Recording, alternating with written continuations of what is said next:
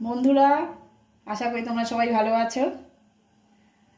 আজকে দেখো আমি একটা পালং শাকের রেসিপি নিয়ে চলে এসেছি। তোমাদের সবাইকে আমার চ্যানেলে স্বাগত। আমি একটা পালং শাকের রেসিপি নিয়ে এসেছি। পালং শাক ভাজা করে দেখাবো, একটা নতুন রেসিপি। তোমরা দেখতে থাকো আমি কিভাবে করি। এই রেসিপিটা এত সুন্দর খেতে হয় যে পুরো ভাতটাই তুমি এই দিয়ে খেতে পারবে। দেখো এই রেসিপিটা বানাবো তো তার জন্য একটু কুচি কুচি করে আলু করে নিয়েছি। আলু ভাজার থেকে আর একটু মোটা করে নিয়েছি।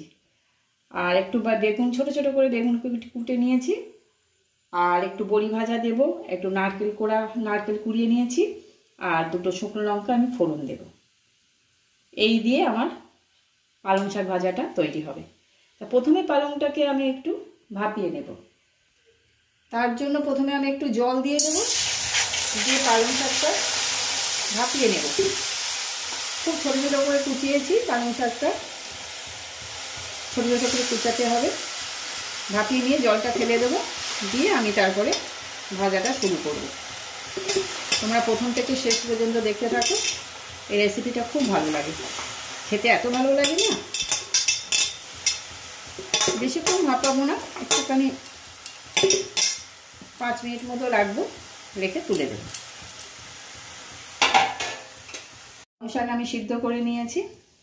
অতটা পালং শাক দেখো কতটুকু হয়ে গেছে সিদ্ধ করে। কড়া গরম হয়ে গেছে, এবার আমি একটু তেল দেব, দিয়ে বড়িটা ভেজে নেব।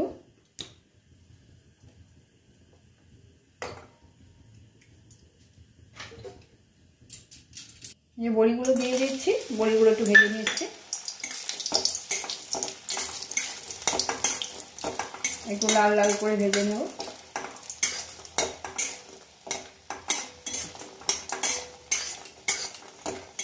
এখন তো আরেকটু তেল দিয়ে দিয়েছি, তেল কমে গেছিলো বড়ি ভাজতে। আর তেল দিয়ে দিয়েছি, তেল গরম হয়ে গেছে। আমি মানে শুকনো লঙ্কা ফোড়ন দেবো।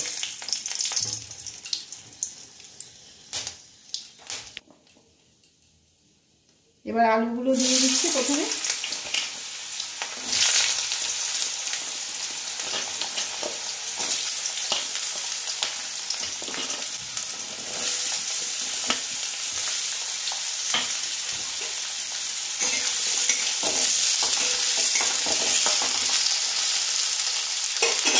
একটু নুন দিয়ে দেবো।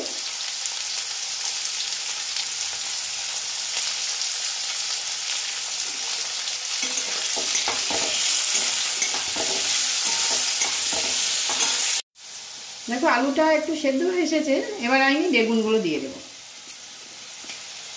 বেগুনগুলো বেশি তেল টেনে নেয় তো, একটু পরেই দিচ্ছি বেগুনগুলো।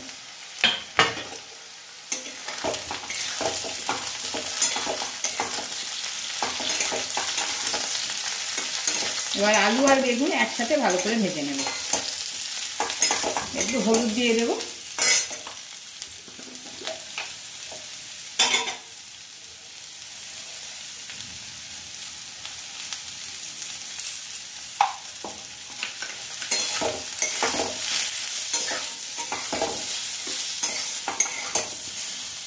এই দেখো পুরো ভাজা ভাজা হয়ে গেছে একদম।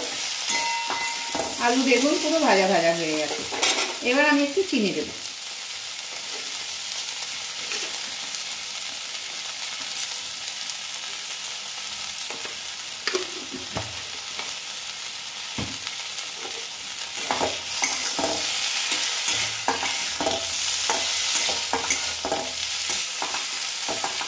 এবার সিদ্ধ পালং শাকটা দিয়ে দেবো।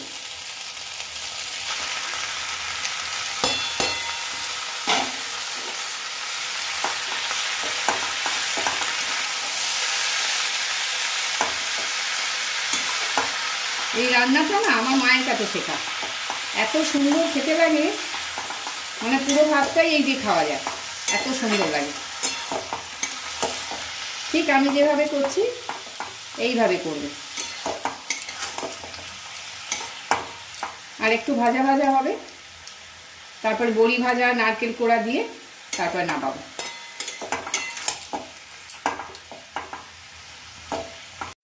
দেখো আমার ভাজা একদম অলমোস্ট রেডি। এবার আমি নারকেল কোড়াটা দেবো।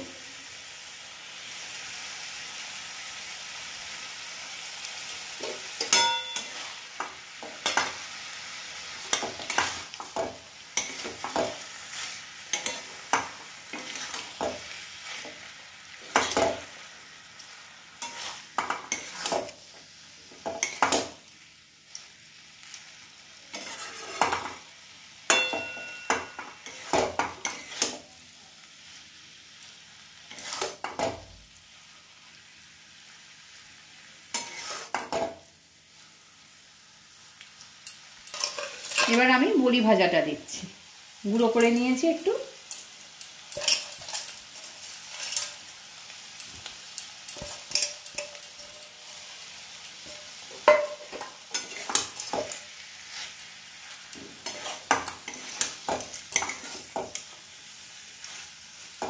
ব্যাস, এবার আমি নামিয়ে নেব। বন্ধুরা, আমি যেভাবে করলাম একদম এইভাবে করবে, দেখবে খেতে খুব অপূর্ব লাগে একদম।